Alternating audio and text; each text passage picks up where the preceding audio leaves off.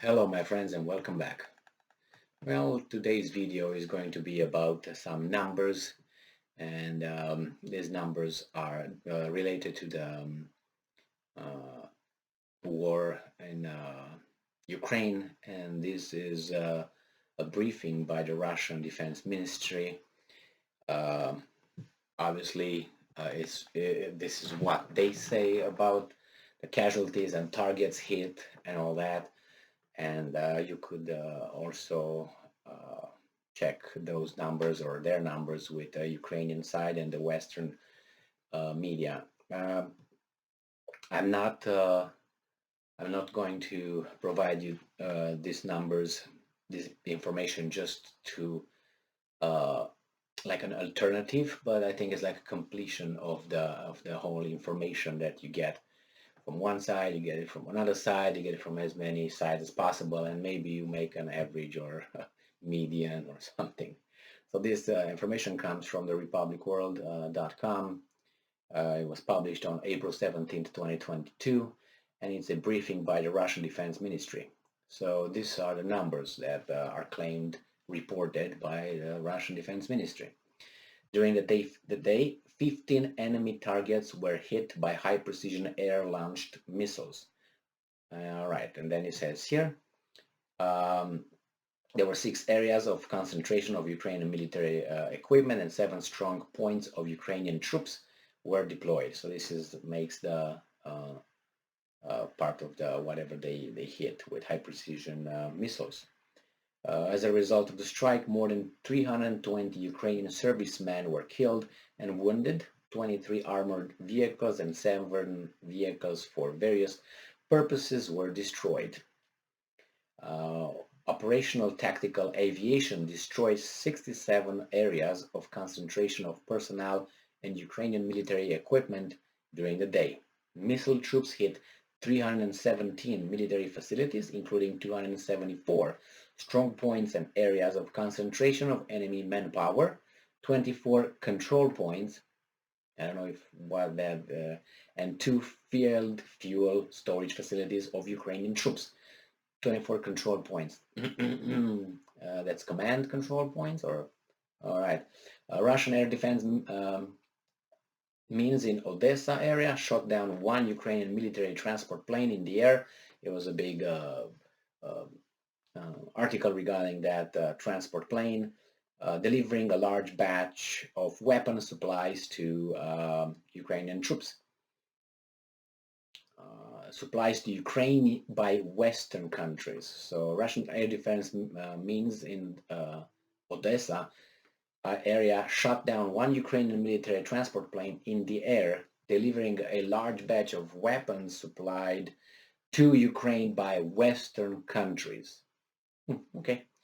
2 Ukrainian unarmed aerial vehicles were shot down over Lozovaya and Vaselaya. So the Russians also claim that they completely cleared the city of Mariupol of Ukrainian forces, and the only thing that's over there is Ukrainian forces inside the Azovstal steel factory. So they've been offered those workers were it says ceasefire declared in Azovstal. Russian Defense Minister, National Defense Control Center announced that a ceasefire has been declared in Azovstal area beginning from 2:30 on Sunday, 2:30 GMT on Sunday. He stressed the Ukrainian units are asked to step out and exit the steelwork plant's premises without weapons or ammunition between 3 and 1 GMT on Sunday. The development comes after the Russian Defense Ministry on Saturday claimed urban areas of the southern port city of Mariupol have been cleared of Ukrainian forces, with over 4,000 killed in the past days. The RIA news agency states. Well, what should happen with those fighters who refuse to surrender in a steel mill, steel factory?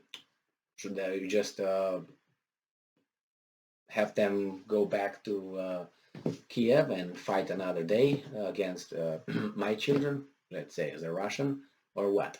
So They were given two options: surrender or complete elimination. That's war. I don't know what other options would be.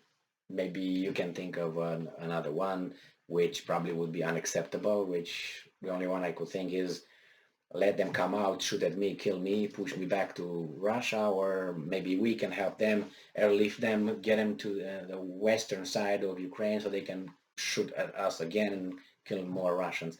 Other ones, I don't know, or I don't know, just commit suicide, the Russian army, so they can come out victorious. So I don't know. I posted a video regarding Zelensky. Uh, Zelensky is saying that he's not going to negotiate if those Ukrainian fighters are killed. Well, I read another article that stated that actually there are reports from the people trapped in the Azovstal steel factory that they received orders from Kiev that, but this is what I read in an article, that they received orders not to surrender. Uh, so then what's the option? You don't surrender, stay there.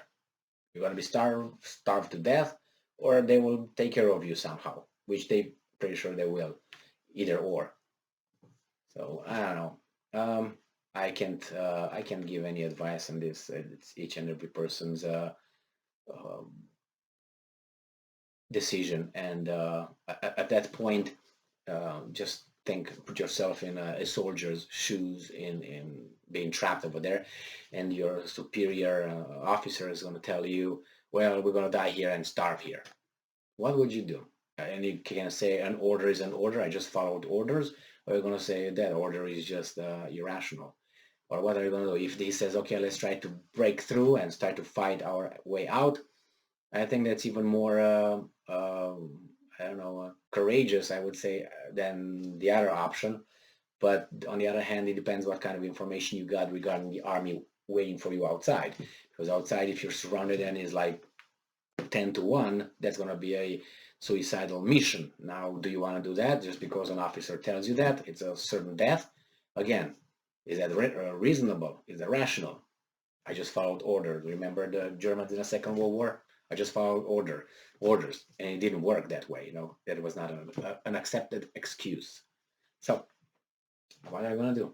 Well, this is war. That's an ugly scenario, ugly situations. I think they should surrender, and whatever is next is next. Or, as I said, I can't advise anybody because it's up to each individual's feelings, thoughts, and whatever they have in their brains or hearts or souls or whatever else. Thank you for being with me again today. Stay strong, stay smart, look for the truth, and be just.